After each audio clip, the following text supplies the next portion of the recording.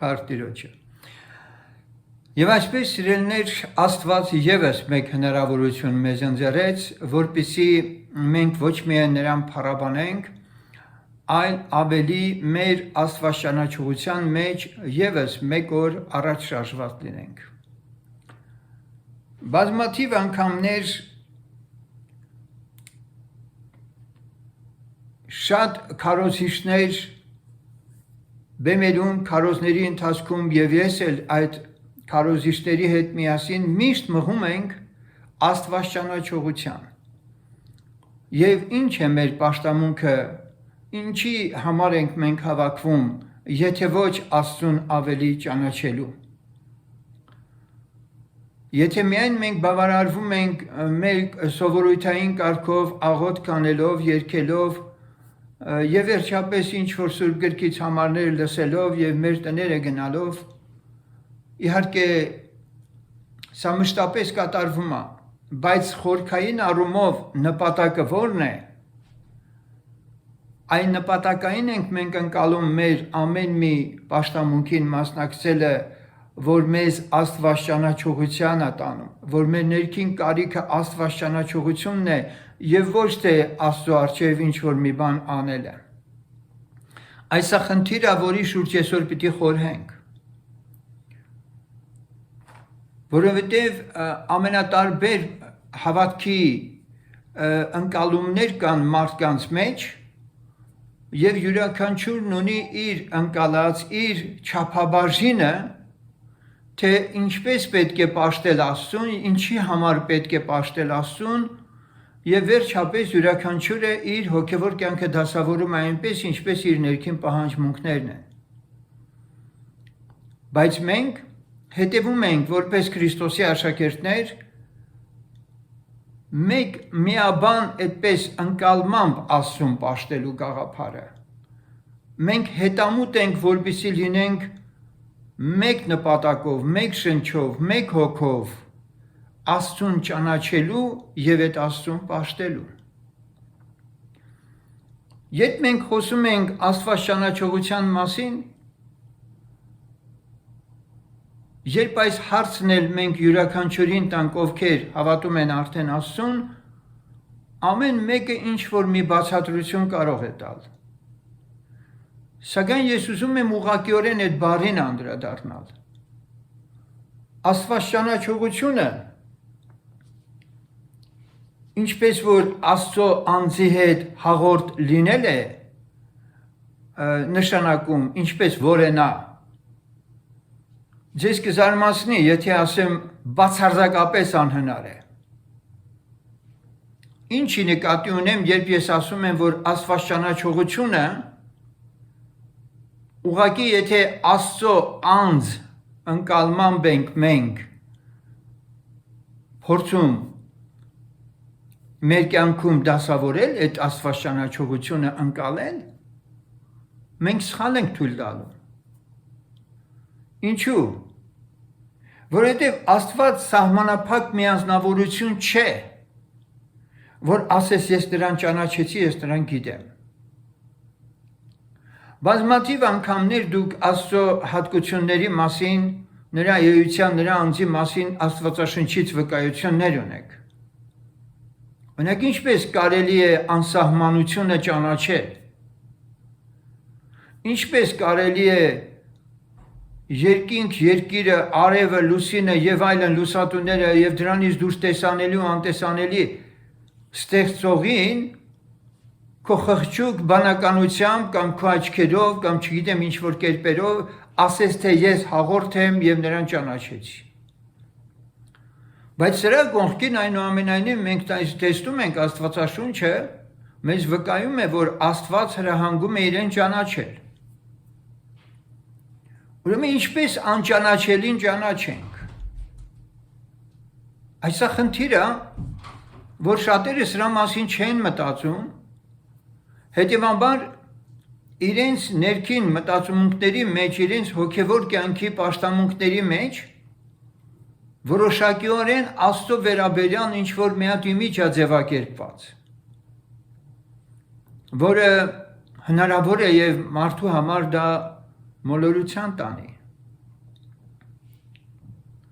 Հետևաբար Աստվածաշունչը մեզ ասում է, որ Աստված շատ մասերով, շատ կերպերով է խոսել, շատ մասերով, շատ կերպերով։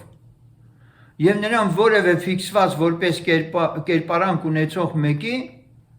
անհնար է ընկալել, որովհետև Աստված մարդու սահմանափակ վիճակը տեսնելով նրա հետ խոսում է կերպերով, նրա հետ գործում է կերպերով։ Սակայն եթե մենք բավարարվենք Աստվածճանաչողության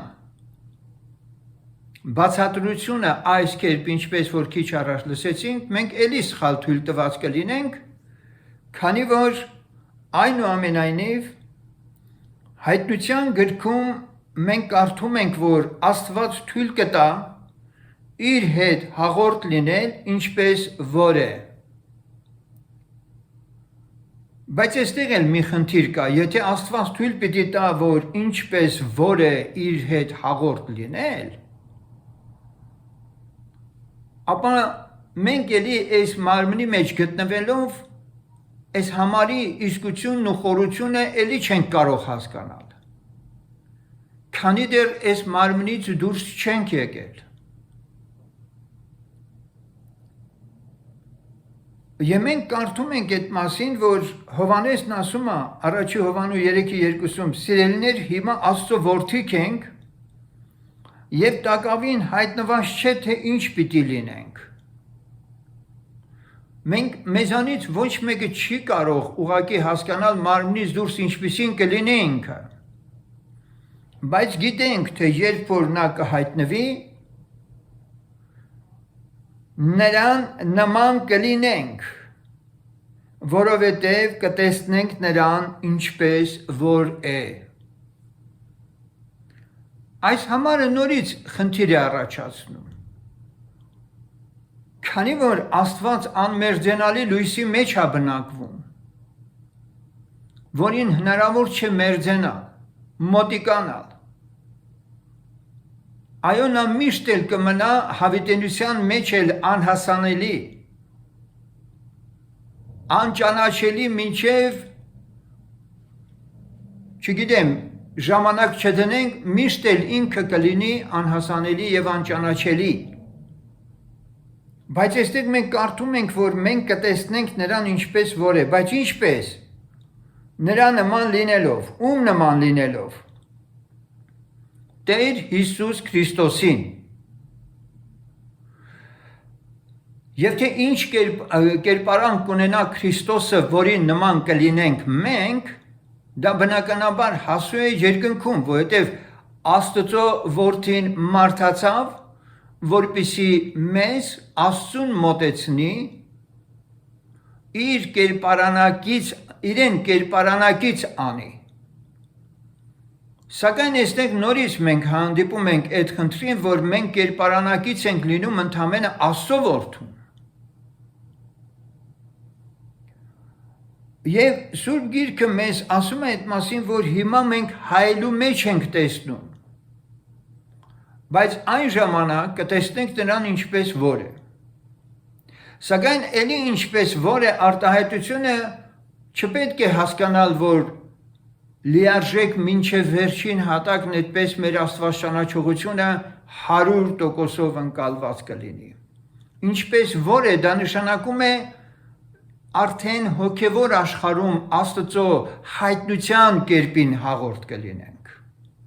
Այդ ժամանակ ինչպես ինքը թույլ կտա իր հետ հաղորդ լինել։ Այդ կերպի մասին է խոսքը։ Այսպիսով սիրելիներ, մի կողմից մենք կարդում ենք Սուրբ Գրքում բազմաթիվ համարներ, որոնք հրահանգում է Աստված մարդուն, սակայն մյուս կողմից էլ մարդու կողմից այդ հրահանգները կատարելու անհնարինությանն ենք բախվում։ Եթե որևէ մեկը կարող է ասել, որ ինքն արդեն երկրի վրա կատարելապես արդեն տիրապետում է Աստծո հետ հաղորդ լինելու այն մակարդակը, որ Աստված պահանջում է, ես կարծում եմ էլի ինքը սխալ թույլ տված կլինի, որովհետև Պողոս առաքյալն ասում է այդ մասին, որ ձգտում է ինքը ետի բաները թողած դեպի ավելի կատարյալը և ասում է չեմ ասում, թե հասել եմ, այլ ինքը ձգտում է, որ դրան հասու լինի։ Նշանակում է, երբ Աստված ասում է սուրբը էլ ավելի սրբանա, արդարը էլ ավելի արդարանա, մենք միշտ տեղ ունենք։ Մենք միշտ տեղ ունենք։ Եվ տեսա մի ուրիշ մեծ և զարմանալի նշան երկնքումը։ 7 հրեշտակ, որ վերջի 7 պատուհասներն ունեին, որովհետև Աստծո բարգությունը նրանցով կատարվեցավ։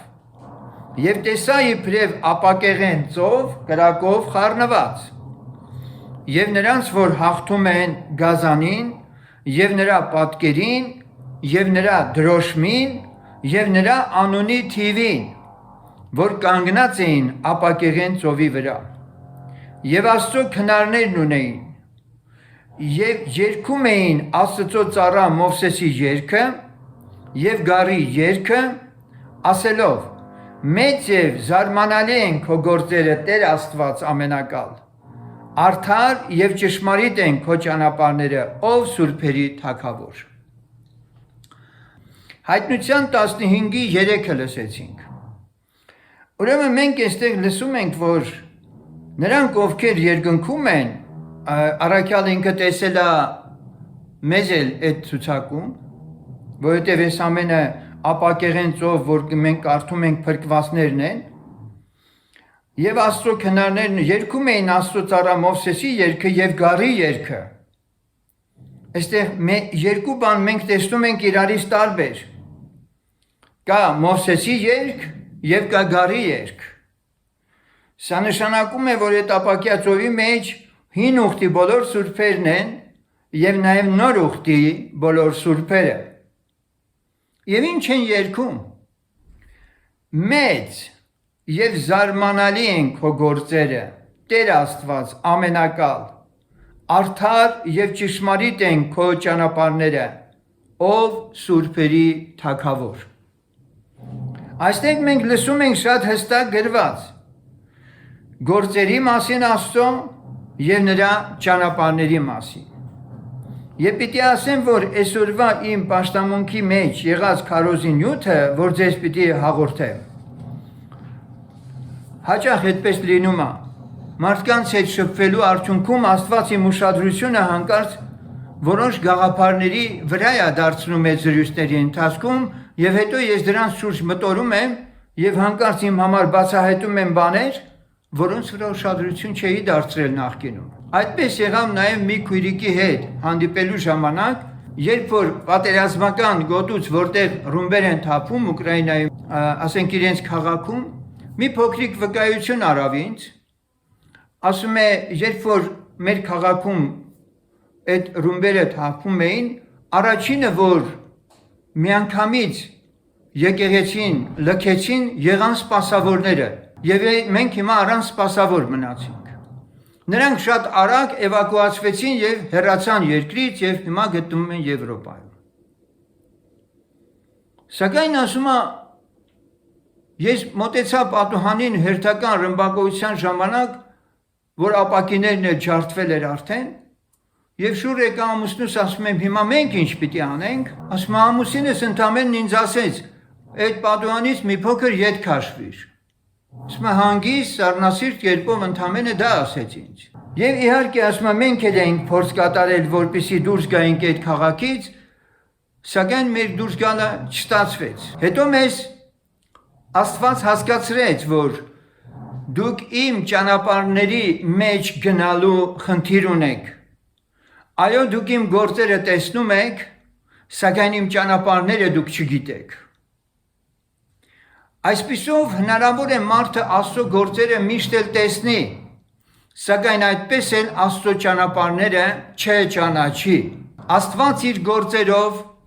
Աստված իր ճանապարհներով է մարդկանց հայտնի լինում։ Եվ այսօր ես ուզում եմ, որպեսզի դրա մասին մենք խորհենք, որովհետև այստեղ մենք կարդում ենք, որ երկնքում երգում են այսպես. զարմանալի են քո գործերը, եւ հետո արդար եւ ճշմարիտ են քո ճանապարհները։ Գիտեք, երբ որ Տեր Հիսուսը երկրի վրա կատարում էր նշաններ, հրաշքներ եւ այլն, շատ հաճախ մարդիկ դա տեսնում էին, բայց այնուամենայնիվ Աստծո խոսքն ասում է ուրիշ տեղ, որ նրանք իմ գործերը տեսան եւ մոռացան։ Շատ հեշտությամբ մարդը նույնիսկ իր վրա Աստծո գործը բժշկություն լինի եւ ամեն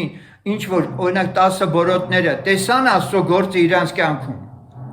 Բայց նրանցից մեկը ետ դարձավ Տիրոջ մոտ։ Նրանք խնդիր չդրեցին իրենց առջև այդ հրաշքը, այդ բժշկությունը կատարողին հետևել, նրան ճանաչել։ Մարդն այսպիսին է, նա ուզում է Աստծո գործերը տեսնի, ուզում է Աստծո գործերը, ուզում է նշաններ, քիչ հետո դրա մասին էլի կխոսենք։ Սակայն այսօր ես ու դու ինչ ենք ուզում Աստծուց։ Մեր ուզածը Աստծուց ինչ է, որպեսզի մի բան անի մեր համար, որպեսզի շարունակ մեր աղոթները լսի եւ մեզ պատասխանի, սա է մեր միակ փափագն ու նպատակը։ Եթե միայն սա է, անշուշտ մի ժամ կա, մի պահ կա, որ հնարավոր է սրանցից եւ ոչ մեկը մեր կյանքում չլինի։ Հռոմեացիս 11:33-ում կարդում ենք. ով Աստծո մեծության եւ իմաստության եւ գիտության խորությունը։ Ինչպես անքննելի են նրա դատաստանները եւ անհասկանալի են նրա ճանապարհները։ Աստծո մեծության, իմաստության, գիտության խորություն, որը անքննելի է եւ անհասկանալի են նրա ճանապարհները։ Մի կողմից մենք սա լսում ենք, սակայն մյուս կողմից այնուամենայնիվ Եսայի մարգարեն 55-րդ գլխի 6-9 խոսքերում այսպես ասում. խնդրեցեք Տիրոջը, քանի որ նա գտնվում է, նրան կանչեցեք, քանի որ նա մոտ է, ամբարիշտը թողե իր ճանապարհը, անօրեն մարդը իր խորհուրդները եւ դառնա Տիրոջը, եւ նա կողորմե նրան։ Եվ մեր Աստծուն, որովհետև նա շատ ներող է, որովհետև իմ խորհուրդները ձեր խորհուրդները չեն, եւ ձեր ճանապարհները իմ ճանապարհները չեն, ասում է Տերը։ Այլ ինչպես որ բարձր է երկինքը երկրից, նույնպես բարձր են իմ ճանապարհները ձեր ճանապարհներիցը եւ իմ խորհուրդները ձեր խորհուրդներիցը։ Մի կողմից մենք ասում խնդրելու հրահանգ ենք տեսնում, նրան կանչելու հրահանգ ենք տեսնում։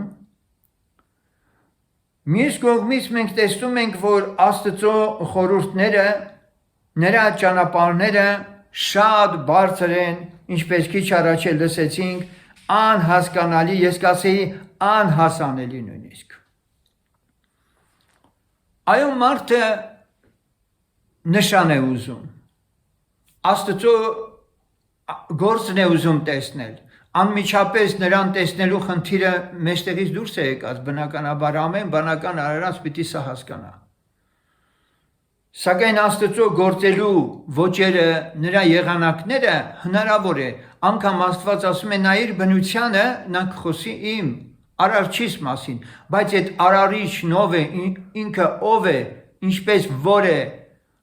ինչ կերպով է, ես չեմ կարող իսկապես դա ընկալել։ Եվ Աստված ինձ ու քեզ այս մարմնի մեջ գտնվելով բավարարել է տալիս, որպեսզի մենք իր հետ հաղորդ լինենք հավատքով։ Հավատքով։ Ինքը Տերը Թովմասին ասեց. դու տեսար ինձ, այսինքն տեսար են հարություն առած Հիսուս Քրիստոսին, դու նշան տեսար ու հավատացիր։ Բայց երանի նրանց, որ չեն տեսել եւ հավատում են։ Հիմա մենք հավատով ենք Աստծո հետ հաղորդ լինում։ Նրա ներկայությունը, նրա ներգործությունը, օրինակ, երբ Սուրբ Հոգին Պենտեկոստեին իջավ, սաստիկ քամու պես ձայն լսեցին, երբ Տերը ինքը ասում է Նիկոդեմոսին, այսպես է ամեն վերստին ծնվածը, որ քամին որտեղից է գալի, ուր է գնում, չգիտեր, բայց նրա ազդեցությունը, հետևանքներն է զգում։ Երբ Մովսեսն ասեց, քեզ ուզում եմ տեսնել, ասեց դու չես կարող տեսնել, բայց այնուամենայնիվ ես քեզ կանցնեմ քո կողքով, Աստծո փառքն անցավ նրա կողքով, Տերը մի ձեռքով ծածկել էր նրան, եւ ընդամենը դա էլ կերպերից մեկն էր, որով Աստված խոսում է մարդու հետ։ Հող, կրակ, հրեշտակ եւ այլն ամենատարբեր եղանակներով։ Եվ մոռացան նրա գործերը եւ նրա հրաշքները, որ ցույց էր տվել նրանց։ Սաղմոս 78:11։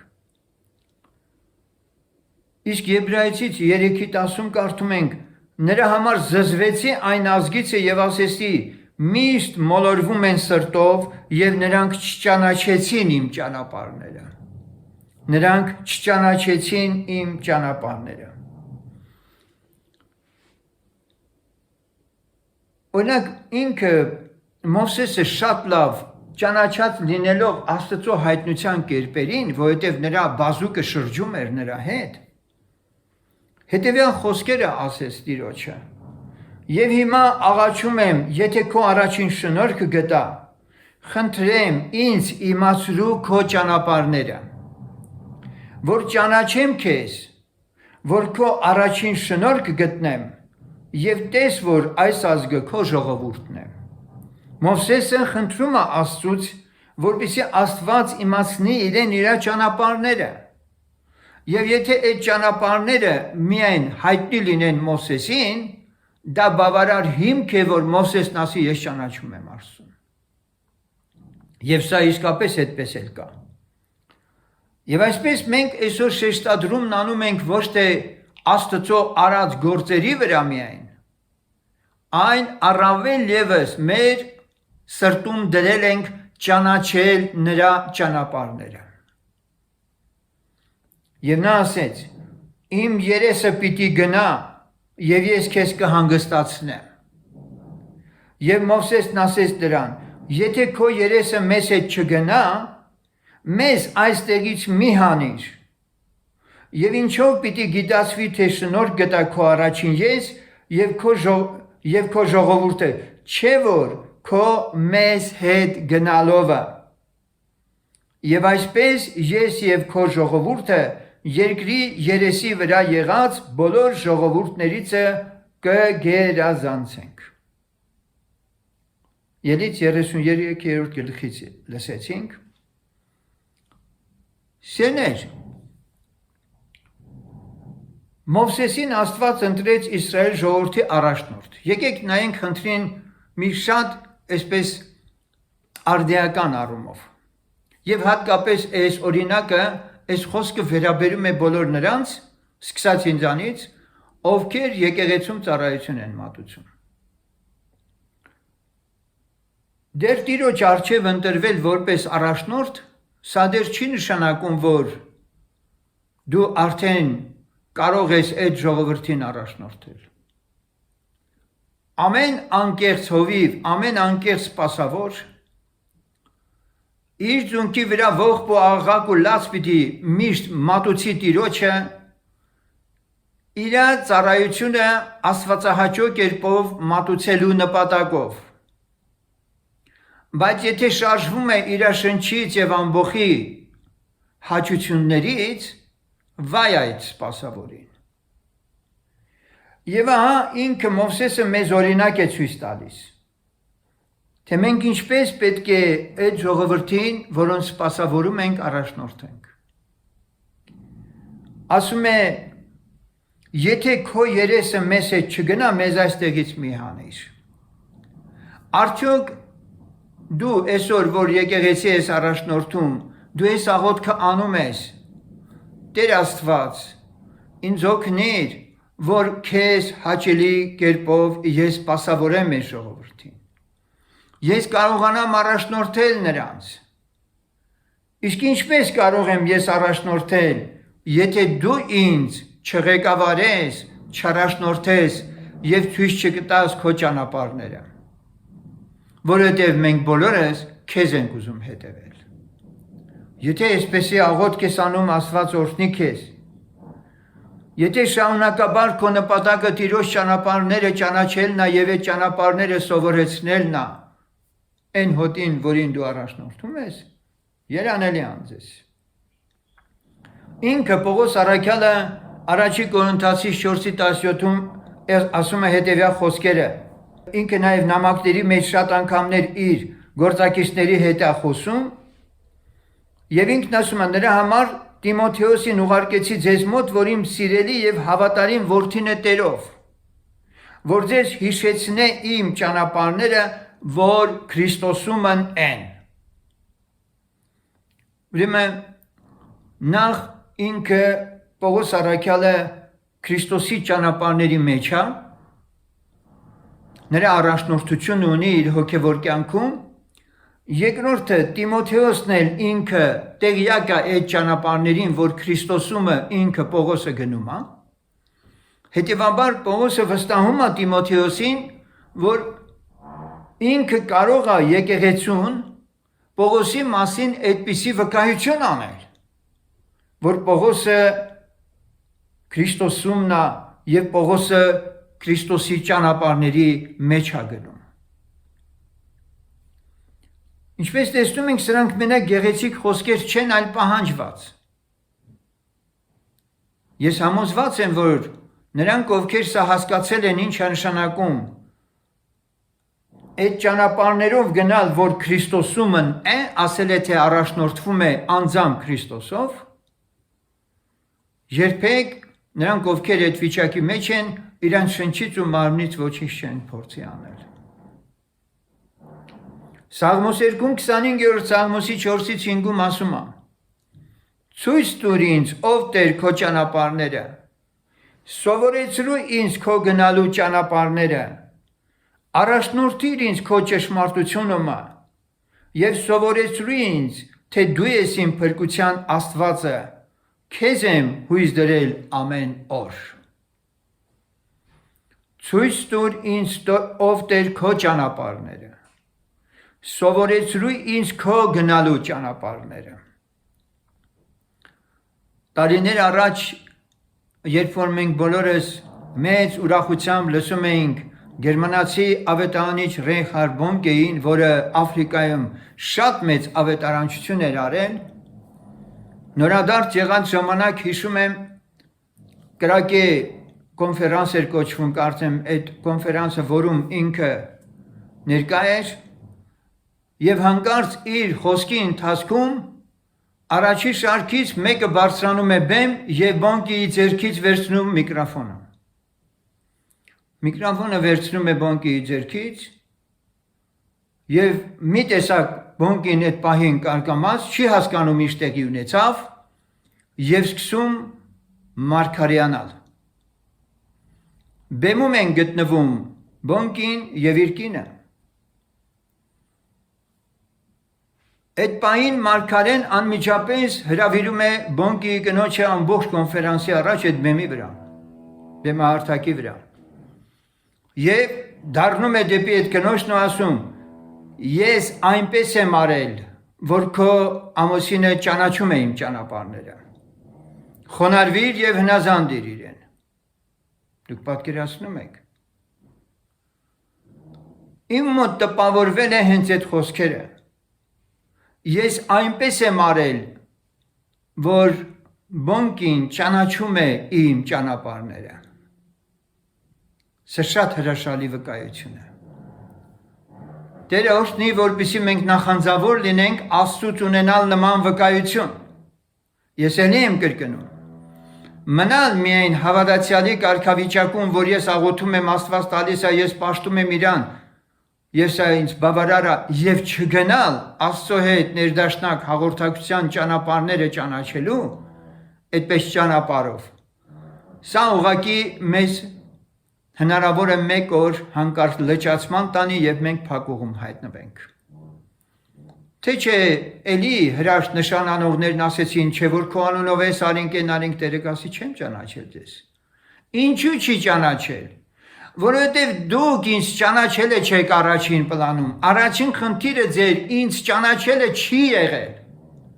Ձեր առաջին խնդիրը հրաշք, բժշկություն, նշան, տասանորդ, եկեղեցում ինչ որ ադմինիստրատիվ գործ կատարելն է եղել։ Եվ դուք դրան կարել եք, շատ լավ եք արել։ Բայց դուք ինձ ճանաչելը ձեր կյանքի նպատակը չեք դարձրել։ Եվ դարձյալ մենք կարդում ենք. նա իմաց արավ իր ճանապարհները Մովսեսին Իսրայելի որդկանցն իր գործերը, Սաղմոս 103:7, բայց շուտով մոռացան նրա գործերը և չսպասեցին նրա խորհուրդներին, Սաղմոս 106:13, ուրեմն ճանաչեցրեց Մովսեսին Իսրայելի որդկանցը իր գործերը, ճանաչեցին, որ դա Եհովա Աստված է անում, բայց շուտով մոռացան նրա գործերը և չսպասեցին նրա խորհուրդներին։ Տերը երբ որ մի բան անում է, այդ արածի նաև իմաստն ու խորությունն է ուզում հասկանանք։ Բայց մարդիկ պարզապես բավարարվում են Տիրոջ արածը միայն տեսնելով, փառաբանելով, ինչպես որ Եղիան, զոհն արեց, բոլորը գոչում էին, Եհովան է Աստված, Եհովան է Աստված, Եհովան է Աստված։ Կրակը իջավ, զոհը այրեց ամբողջովին, ուրեմն Եհովան է ճշմարիտ Աստված, ոչ Բահավը։ Բայց այդ նույն ժողովուրդը հաջորդ մենք թերթերում, որ թերթում ենք Աստվածաշունչ, տեսնում ենք նորից սկսեցին Բաղալին պաշտել։ Այլ խառնվեցան հեթանոսների հետ և սովորեցին նրանց գործերը։ Սաղմոս 106:35։ Նաև Եսայի մարգարեն մի պաշտամունքի նկարագրություն է տալիս։ Խնդրում եմ հատկապես բոլոր նրանք, ովքեր սիրում են ուղղակի իրենց սովորույթներով Աստծուն պաշտել, խանդավառվել և ուրախանալ ցնծալ, ամենը լավ է, դրանք բոլորը հնարավոր են, բայց այստեղ Եսայի մարգարեն ասում է. «Եվ լինում է քնար ու տավիղ, թմբուկ ու սրինգ, և գինի նրանց խնջույքներում է, բայց Տիրոջ արածներին մտիկ չեն տալիս և նրա ձեռքի գործերը չեն տեսնում»։ Հիմա սիրելիներ, մենք խոսում ենք աստվածճանաչության մասին և այն աստվածճանաչողությունը, որը մեր առջև այդ խնդիրը դրել ենք, մեզ բերում է այն հիմնովին եզրահանգման, որ իրականում մեր էությունից չի կարող, աստվածճանաչողության մեր կարողությունից չի այդպես ենթադրվում, որ ռեալ կարող ենք Աստծուն ճանաչել։ Հակառակ դրան մենք հասկանում ենք, որ Աստված ինքը մարդուն անձամբ ինքն է ճանաչեցնել տալիս իրեն։ Բայց քիչ առաջ մենք լսեցինք,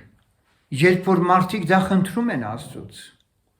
երբ որ դա իրանց կյանքի նպատակն են դարձրել, այդպիսիներին է, որ Տերը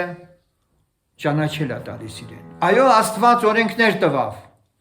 բայց այդ օրենքը մարդը չի կարող կատարել։ Աստված տվավ պատվիրաններ և Սուրբ Գիրքն ասում է, մեկը չի եղել, որ կատարի, արդար չկա, մեկն էլ չկա։ Բայց այդ դեպքում անհնարին բաները ինչի է Աստված մարդու առջև դնում։ Ասում է սիրեք ինձ, բայց միաժամանակ մենք Սուրբ Գրքում կարդում ենք այդ մասին, որ մարդը չգիտի թե սիրելը և թե ատելը։ Ինչքան խեղճ, ինչքան մոլորված է մարդը, որ իրապես ինքը չգիտի ինչ բան է սերը, ինչ բան է ատելը։ Աստված ասում է սուրբ եղիր, որովհետև ես սուրբ եմ և մարդը չի կարող, կատարյալ եղիլ չի կարող։ Բայց միաժամանակ մենք տեսնում ենք, որ երկրի վրա Աստված որոշակիորեն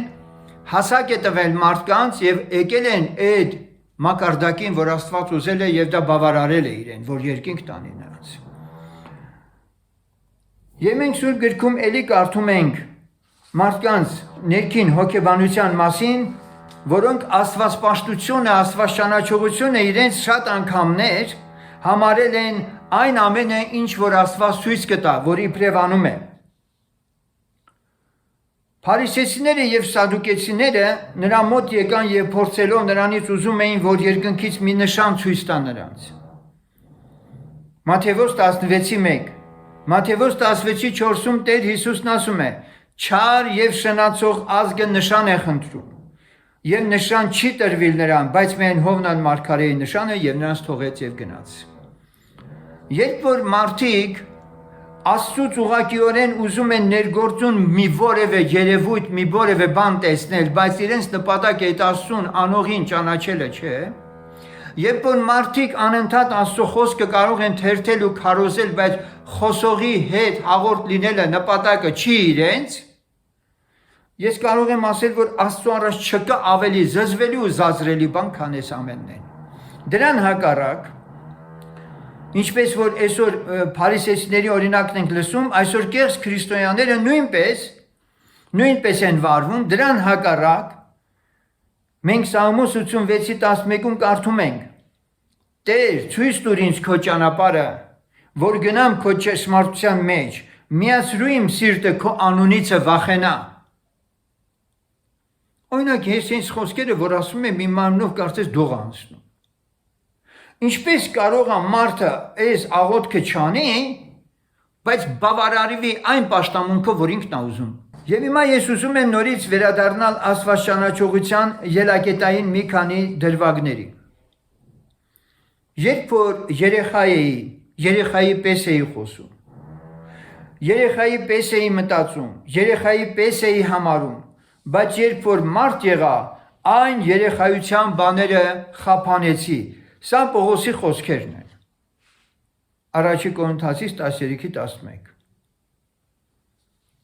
Երբ որ ես երեխա էի, երեխայի պես էի խոսում, երեխայի պես էի մտածում, երեխայի պես էի համարում։ Մենք բոլորը շատ լավ գիտենք, որ ամեն անձ, որ վերստին ծնվում է, միանգամից ինքը չի կարող հասակ առնել, ժամանակ է պահանջվում, որ իրոք հասակ առնի։ Եվ ամեն նորածին, որ ծնվել է աշխարհ է եկել, նա սնունդի կաթի կարիք ունի եւ Աստծո խոսքն ասում է բանական անխարդախ կաթին փափագեցեք։ Այո։ Այս պարագայում մարդու միայն ճանաչում է Աստծո խոսքը որպես բանական անխարդախ կաթ։ Սակայն այնուամենայնիվ Սուրբ Գիրքը մեզ ներկայացնում է, որ իրոք մարդը ինքը պիտի գա ժամանակ, որ հաստատուն կերակուրին էլ փափագի եւ դրանք կատարյալներն են։ Ինչպես առաքյալն ասում է, բայց կատարյալների համար է հաստատուն կերակուրը, որոնց քիմքը զգայարանները վարժված են այդ հաստատուն կերակուրին։ Եվ այսպես մեր հոգևոր կյանքի խանդավառ պաշտամունքի վերստին ծնված լինելու այն տարիները, որ մենք ապրել ենք, վերջը մեզ պիտի բերած լինեին մի հանգրվանի, որտեղ մենք էլ կարողանայինք ասել, որ այդ ամենը մեր մանկության շրջանն է եղել։ Եվ հիմա ես հասուն անձնավորություն եմ եւ իմ Աստծո հետ հաղորդակցությունը չի մնացել խանդավառության մակարդակին, այլ առավել եւս հիմա իմ հոգևոր կյանքի մեջ ես ձգտում եմ առավել Աստծուն մոտենալ եւ նրան իմ անձնական կյանքի մեջ ավելի խորը ճանաչել։ Այս ամենի մեջ ես նորից ուզում եմ կրկնել, որ մեզանից պետք է Աստծուն ուղղված ճիշտ աղոթք բարձրանա, անկեղծ աղոթք բարձրանա։ Եվ ես խնդրում եմ ուշադիր լսենք։ Եթե դու ուզում ես, որ այդ Աստծուն իրոք ճանաչես, նրանով առաջնորդվես, Տեր Հիսուսը այսպիսիներին խոստմունք է տվել։ Հովանու 17:26-ում կարդում ենք. Եվ ես քո անունը ճանաչեցրի նրանց եւ կճանաչեցնեմ, որ այն սերը, որով ինձ սիրեցիր, նրանցում լինի եւ ես նրանցում։ Ուշադրություն դարձրեք, Հիսուսն ասում է, որ Աստծո անունը ճանաչեցնում է իր աշակերտներին, նպատակը որն է, որ այն սերը, որով ինձ սիրեցիր, այսինքն ինքը Տեր Հիսուսը աշակերտներին ճանաչեցնում է Աստված սերը ընկալումը, Աստված սերը հասկացությունը, որպեսզի այն սերը, որով ինձ սիրեցիր, նրանցում լինի եւ ես նրանցում։ Սա է Հիսուս Քրիստոսի նպատակը։ Եվ եթե Հիսուսը չճանաչեցնի,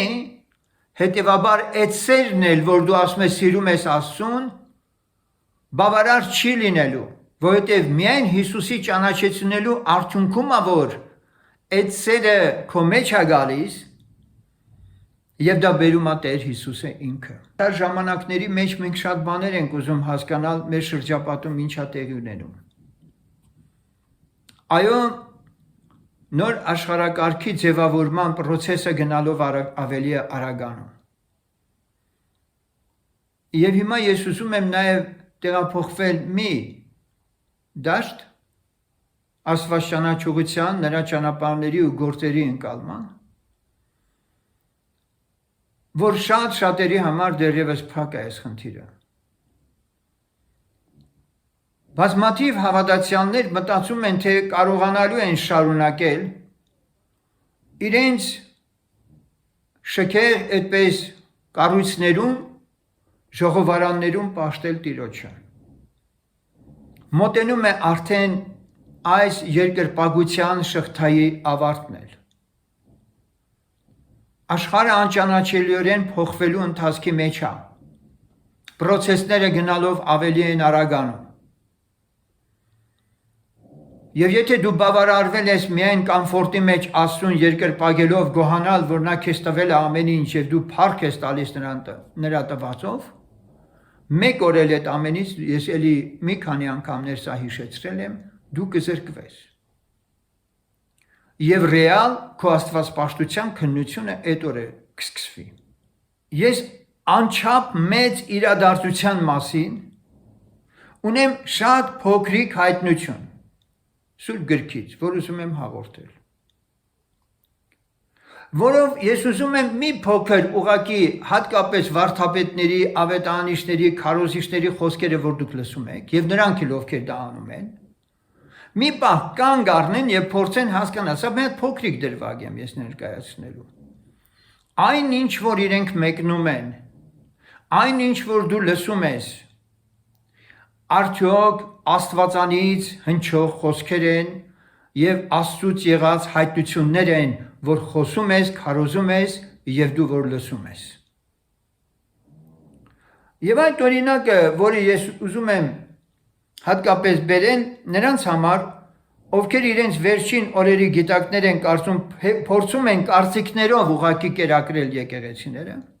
Խնդիրը վերաբերում է էսխատոլոգիկ կամ Տեր Հիսուս Քրիստոսի երկրորդ գալստյան մասին, մեծ զգուշություն ենք փորձում ցուցաբերել, որպեսզի չլինի մեր խոսքի մեջ հանկարծ մեր շնչից եւ մարմնից եղած որևէ գաղափարներ։ Խոսքը վերաբերում է հետևյալին, այս օրինակը նորից եմ ասում, բերում եմ նրա համար, որպեսզի մենք անձնաքննության փորձենք հասկանալ, իրոք մեր աստվածաշնչողության, Տիրոջ ճանապարհները ճանաչելու, ինչպես Տերը գրքերը քննել է մեզ տալիս, այդպիսի հրահանգ է տալիս, եւ ասում նշաններ դրսում երբ որ կատարվելու են, այդ ամենը դուք պիտի իմանաք, դրանք իմանալուց հետո ձեր գլուխնին վեր պիտի բարձրացնենք, որովհետեւ իր գալուստը շատ մոտ է։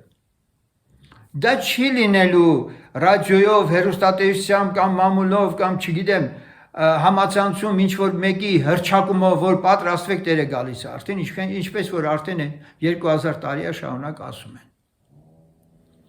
Դա միայն լինելու է այն ընտրյալների համար, ովքեր իրենց հոգով այսօր արդեն իրենց ներսում Աստծո հոգու հետ ներդաշնակ վկայություն ու հաղորդակցություն ունեն։ Երկրորդ Թեսաղոնիկեցիս 2:7-ում կարդում ենք, որովհետև անօրինության խորհուրդը արդեն զորանում է, միայն թե մինչև որ մեջտեղիցը վեր առնվի այժմ խափանողը։ Լսել եք այս մասին, որ ները պիտի գա, իր կարճ յոթնյակի կառավարման շրջանը կավարտվի եւ նոր Տեր Հիսուսը ինքը պիտի գա։ Եվ նրա գալստյանը իբրև թե խափանող կա եւ այդ խափանողը հանդիսանում է մի դեպքում ասում են եկեղեցին, որ պիտի հափշտակվի, որովհետեւ եկեղեցին հափշտակելուց հետո երկրի վրա այլևս բոլորը հպատակ պիտի լինեն իբրև թե ներին։ Մյուս դեպքում որոշները Սուրբ Հոգին, որ այլևս ինքը Սուրբ Հոգին իբրև աշխարհից կհեռանա եւ մեղքի ու անօրինության թակավորությունը խրախճանքի մեջ կլինի ների հետ երկրի վրա։ Եվ իբրև թե եկեղեցին կամ Սուրբ Հոգին է որ խափանում է։ Առնվազն ես այս երկու մեծ մեկնություններն եմ շատ անգամ լսել։ Սակայն սիրելիներ, երբեք էլ իմ էությունը այդպես խորապես միջև վերջ չի համոզվել դրանում, որովհետև երբ որ ասում ենք հափշտակությունից հետո ները պիտի երկրի վրա իշխի, Բայց մենք նաև տեսնում ենք, որ երկրի վրա այնուամենայնիվ ների դրոշմը, թիվը, վերջապես այդ ամենը, ինչը որ ինքը պիտի պարտադրի իրեն հպատակեցնելու համար, լինելու են նրան անհնազանդություն ցուցաբերողներ, որոնք պիտի նահատակվեն։ Եվ նրանց մասին նույնիսկ գրված է, որ հաղթել են Քրիստոսի արյունով, իրենց վկայության խոսքով եւ այլն։ Էլի փրկվողներ կան։ Հետևաբար, ասել, որ դա էլ Տիրոջ եկեղեցու մասը չի կազմում, փրկվողներ չեն լինելու, երկիրն ամբողջովին ապականված է լինելու, իհարկե սխալ կլինի։ Ավելին ասեմ, չի կարող Սուրբ Հոգին էլ երկրից վերցվի որպես խափանող, որ հետո ները հայտնվի, որովհետև վերջը Տեր Հիսուսն ասեց, ահա ես ձեր հետ եմ մինչև աշխարհի վերջը։ Եվ Սուրբ Հոգու գալով, որ Տերը ասեց, նա ձեր հետ է, ձեր մեջ կլինի։ Ընդ որում, այդ հոգիները, որոնք ինչ-ինչ պատճառներով դավանության մեջ խնդիր են ունեցել, նույն Սուրբ Հոգին է իրեն զորացնելու, որ նահատակման գնան։ Եվ եթե այդ Սուրբ Հոգին չլիներ, ապա դարձ եւ ապաշխարություն էլ չէր կարող լինել։ Ուստի մինչև աշխարհի վերջը Սուրբ Հոգին երկրի վրա իր գործը չի ավարտելու, աշխարհի վերջից հետո է, որ արդեն ամեն բանի վերջի մոտեցած լինելով ավելորդ է խոսել արդեն երկրի մասին, որը կրակի պես պիտի անցնի, մագաղաթի պես երերած եւ այլն, նոր երկինք, նոր երկիր ստեղծվեց եւ այլն։ Հետևաբար սիրելիներ, ես միշտ մտածել եմ, որ պետք է որ ամեն դարի, ամեն ժամանակաշրջանի համար ինչ որ մի խափանող լինի ներին, որը ասում է, որ իր ժամանակին գա։ Այսինքն Աստված ինքը թույլ չի տալիս ներին, որպեսզի ինքը ժամանակից շուտ գա։ Նա պիտի գա իր ժամանակին, բայց նա շտապում է ամեն ինչ անում է ամեն դարի մեջ, ամեն ինչ արել է, որպեսզի շուտ հայտնվի։ Բայց գոյություն ունի նրան խափանող, որ Աստված է խափանում, դա հասկանում ենք, սակայն պետք չէ հասկանալ, որ Աստված խափանում է եկեղեցով կամ իր Սուրբ Հոգու ներկայությամբ երկրի վրա։ Աստված խափանում է ների գալստյանը, վերջը ները պիտի համաշխարհային կայսրություն ստեղծի, տիրակալ լինի, որպես թագավոր, որը պետք է իշխի։ Հետևաբար խնդիրն էստեղ նրա կոնկուրենտ լինող թագավորություններն ու իշխանություններն ու զորություններն են, որ Տերը ունի ժամանակներ դրած երկրի վրա եւ դրանք ոչ մեկը չի կարող կառավարել, կայսրությունները չեն կարող գոյատևել այն թվից ավել ինչ որ Աստված է որոշել։ Դանիել մարգարեությունը կարդացեք, Պարսից մարած թագավորություն, հունած թագավորություն, հստակ ժամանակները Տերը խոսում է։ Նույնպես Ասորեստանի, Բաբելոնի բոլոր կայսրությունների մասին։ Եվ նրանց տրված այդ ժամանակները կան։ Ասել, որ դե չէ որ սրանք էլ սատանայի ձեռքին են, այո, դարձյալ նրա կառավարման process-ի մեջ են, իմանալով, որ իր ժամանակը կարճ է։ Հակառակորդը այնուամենայնիվ չի կարող իր ուզած ժամին հայտնվել։ Եվ դրա հետ միասին մենք տեսնում ենք, որ Թեսաղոնիկեցից, երկրորդ Թեսաղոնիկեցից 2:7 գրված է. միայն թե մինչև որ մեջտեղիցը վեր առնվի այժմ խափանողը։ Այժմ խափանողը դա նշանակում է, երբ որ Պողոսը գրում էր սա առաջի դարում, այդ ժամանակ խափանող կար։ Եվ այդ խափանողը մեջտեղից վեր առնվել արտահայտությունը չի կարող Աստված լինել։ Չի կարող եկեղեցին լինել, չի կարող Սուրբ Հոգին լինել։ Միայն թե մինչև որ մեջտեղիցը վեր առնվի, այսպիսի արտահայտությունը անտրամաբանական է Աստծո հասցեին խոսել, կամ նրա ժողովրդի ու եկեղեցու եւ Սուրբ Հոգու մասին։ Ուրեմն կա ուրիշ մի բան, որ մեջտեղից պիտի վեր առնվի։ Եվ դա այն ժամանակ Պողոս առաքյալն ասում է այժմ խափանողը կամ այժմյան խափանողը, սա հուշում է, որ ամեն դարի մեջ եւ այսօր մեր օրերի մեջ են կա այժմյան խափանող։ Այժմ խափանող կա։ Եթե այն ժամանակ Հռոմի կայսրը Աստված էր համարվում Եվ ժողովուրդը երկրպագում էին նրա արձանի առջև իրենք պաշտամունք էին մատուցում,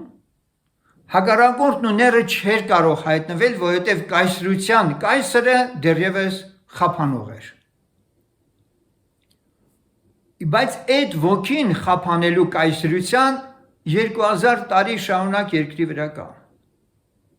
Ասել, որ սատանան կարող է ինքնական կայսրություններ ոչնչացնել, ոչ, դրանց ժամանակները Տիրոջ ձեռքերի մեջ։ Եվ հենց սրանք են, իշխանություններն ու զորություններն են, ինչ որ իմաստով, նաև դավանաբանական, ասենք, խնդիրներն են համաշխարհային առումով, որոնց նա պետք է միաբանի, բերի մեկ կետի ները պատրաստումը գրված է անօրինության խորհուրդը, զորանում է։ Մենք խոսել ենք տնտեսապես, քաղաքականապես, կրոնապես, աշխարհը պիտի պատրաստվի, որպեսզի ները ինքը հայտնվի։ Եվ այս կետում արդեն հայտնության գրքում մենք կարդում ենք մի սուտ մարգարեի մասին էլ, որը շրջում է նշաններ, զորություններ, հրաշքներ եւ այլն, որպեսզի բոլորին պարտադրի, որ երկրպագեն այդ գազանին, որին վիշապը տվել է իշխանությունը։ Ուրեմն այդ սուտ մարգարեն էլ վերջիվերջո պետք է ունենա սուրբ գիրք, պետք է ունենա ժողովրդին համոզելու դավանաբանական համակարգ, իսկ այդ դավանաբանական համակարգը չի կարող այսօրի հայտ գալ, քանի դեռ աշխարհում կրոնական այսքան բազմամիլիոն խճանկար կա։ Եվ դրանց թվում համար առաջի հարվածը պետք է կրի նաև, ես ասեմ, մյուս ասեն կրոններն այդքան իր համար խնդիր չեն, ինչքան ռադիկալ մուսուլմանությունը, որ այժմ խափանողն է։ Եվ խնդիրը դրված իսկապես այդ իշխանությունը հոգևոր այդ կառույցը մեջտեղից վերցնելու։ Սակայն էլի Աստված ինքը պիտի ժամանակներին ինքնատնօրինում ինքը պիտի թույլ տա, եւ մենք մոտենում ենք դրան։ Մի առիթով ասել եմ, արաբական գարունով Եգիպտոս, Լիբիա, Իրաք, մանր մուներ մահմեդական այդ երկրների խնդիրները հեշտությամբ լուծվել են։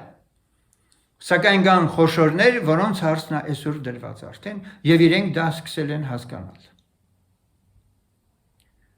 Ես սրանք ինչի համար եմ ասում, սյաներ, չէ թե ձեզանից շատ ավելի խելոք ենք կամ մենք ավելի այդպես իմաստուն ենք Սուրբ Գիրքը մեկնելու։ Պարզապես ես ուզում եմ ասել, որ եթե մենք Աստծո խոսքը ուշադիր չենք սերտում եւ Աստծո օգնությանը չենք դիմում, նրա ճանապարհները հասկանալու ներքին մղում չենք դրսևորում, մենք մի դեպքում կբավարարվենք մեր խանդավառ երկրպագություններով,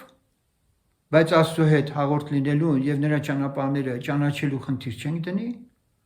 մյուս դեպքում էլ մենք մեր մեկնություններով ժողովրդին հնարավոր է տանենք ոչ այն ճանապարհով, որով Աստված է ուզում։ Այսպիսով սիրելիներ, թող Տերը օրհնի, որ մեր սրտերում մենք ամուր այս խնդիրը դրած լինենք։ Տեր, մենք քո ճանապարհներն ենք ուզում ճանաչել։ Տեր, ուզում ենք հասկանալ այդ ժամանակները։ Երբեք Սուրբ Գիրքը մեզ չի ասում, որ Տերը մենք մի դեպքում կարդում ենք, որ ասեց նույնիսկ մարդու որդին չգիտի, այո, մարդու որդին չգիտի ժամանակը, բայց Աստծո որդին գիտի։ Դա չի նշանակում, որ ինքը Աստծո որդին չգիտի իր գալու ժամանակը, նա գիտի շատ լավ, բայց մարդու որդին չգիտի։ Սակայն մեզ Տերը չի ասում, թե մենք չենք կարող իմանալ։ Գրված է, դուք գիշերինը չեք, դուք խավարինը չեք, ցերեկինն եք, եւ մեզ համար պիտի ամեն բան մատչելի լինի եւ հասկանալի։ Աստված թող օրհնի, մեզանից յուրաքանչյուրը թող որ իր սրտում սադրած լինի, որ իր Աստված ճանաչողությունը Աստծո ճանապարհների, Աստծո խորհուրդների շուրջ լինի։ Այս ամենի մեջ թող Տիրոջ անունը փառավորվի։ Ամեն։